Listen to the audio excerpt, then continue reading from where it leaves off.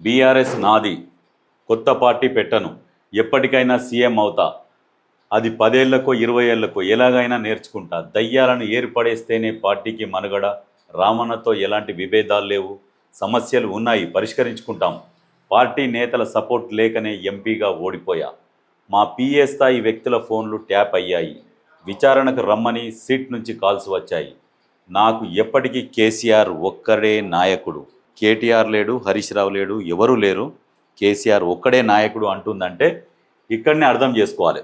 పార్టీలో సమస్యలు ఉన్నమాట వాస్తవం, వాటిని పరిష్కరించుకుంటాం, దయ్యాలను ఏర్పడేస్తేనే పార్టీకి మనుగడ, జాగృతిని మరింత బలోపేతం చేస్తా. బీఆర్ఎస్ నాదే అంటుంది, మళ్ళీ జాగృతిని మరింత బలోపేతం చేస్తా అంటే ఈమెలో ఒక అభద్రతా భావం ఏర్పడింది. పార్టీలో ఉండను, వెళ్ళిపోతా అనేది చెప్పగానే చెప్తుంది. మళ్ళీ ఏంటంటే ఇప్పుడు చెప్పాలి కదా బీఆర్ఎస్ మాదే అని అనాలి. అనుకుంటే మళ్ళీ అదొక పెద్ద సమస్య. ఎందుకంటే అక్కడ ఆస్తులు ఉన్నాయి, ఆస్తులు పంపకాలు జరగాలి. జరిగినాక నీ సీఎం వద్దు, నీ పార్టీ వద్దు, నీకు నాకు సంబంధం లేదు, నా దారి నేను చూసుకుంటా అని చెప్పేసి పక్కకు వస్తుంది. ఒకవేళ ఈమంతలో ఈమె పక్కకు జరిగిందనుకో, జరిగితే ఇక నీకు ఆస్తులు లేవు ఏం లేవు అంటారో ఏమో అనేది ఒక ఆలోచన ఏర్పడ్డది. అట్లా గినక ఈమెను ఏమన్నా ఆస్తులు ఏది ఆ దోచుకున్న సంపదలోకి వెళ్ళి ఈమె షేర్ ఈమెకి ఇవ్వకుంటే ఈమెం ఊరుకునే మనిషి కాదు. బాప్ 1 నెంబర్ బేటీ 10 నెంబర్ అక్కడికి వెళ్ళి వచ్చింది అదే ప్లేట్ కాబట్టి నడి రోడ్డు మీద పెట్టి బట్టలు మొత్తం ఉడబికి నిలబెడుతుంది. ఏమేం చేసిరు, ఎక్కడెక్కడ ఏమున్నాయి మొత్తం దుకాణం బయట పెడుతుంది. అప్పుడు బీఆర్ఎస్ పార్టీ కాదు కదా, ఒక వార్డు మెంబర్ కూడా గెలవని పరిస్థితికి తీసుకొస్తుంది. వార్డు మెంబర్ కూడా గెలవని పరిస్థితికి తీసుకొస్తుంది బీఆర్ఎస్ని. ఎందుకంటే ఈమెకి ఇవ్వకుంటే అక్కడ ఆంధ్రప్రదేశ్లో వైఎస్ షర్మిల సైలెంట్గా కూర్చుండిపోయింది. కానీ ఈమె అట్లా కూర్చునే రకం కాదు, మొత్తం దుకాణం బయట పెడుతుంది. అదే భయపడుతున్నారు ఇప్పుడు. కేటీఆర్ భయపడేది ఏంటంటే ఎప్పుడు ఏం చేస్తుందో తెలియదు అని చెప్పేసి ఏం స్టేట్మెంట్ ఇస్తలేడు, ఏం మాట్లాడలేకపోతున్నాడు. రాబోయే ఎన్నికల్లో ఎమ్మెల్యేగా పోటీ చేస్తుంది.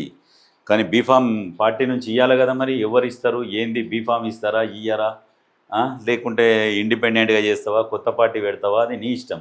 కానీ బీఆర్ఎస్ నాది అంటే నాది అని ఏదో మేకపోతు గాంభీర్యం అంటారు, అది వట్టిగానే చెప్తుంది అంతే.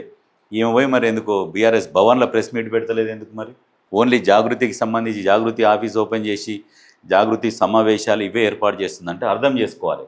ఈమె ఎప్పటికైనా వేరే పార్టీతో పొత్తన్న పెట్టుకుంటుంది, లేకుంటే సొంతం పార్టీ అన్న పెడుతుంది. కానీ పోయి బీఆర్ఎస్లో మాత్రం కలిసి ఇమడలేదు, ఉండలేదు.